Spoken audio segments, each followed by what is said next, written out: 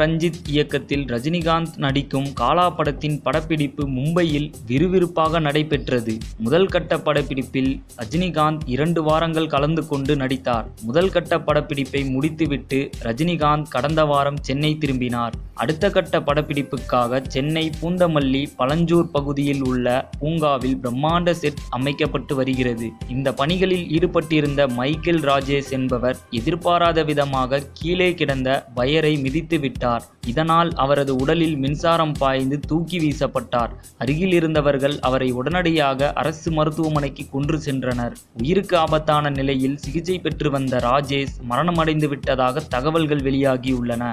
Cinema மற்றும் அரசியல் செய்திகளை உடனுக்குடன் தெரிந்து கொள்ள subscribe to today cinema. Today cinema நேயர்களுக்கு நன்றி, வணக்கம். Please subscribe to today cinema.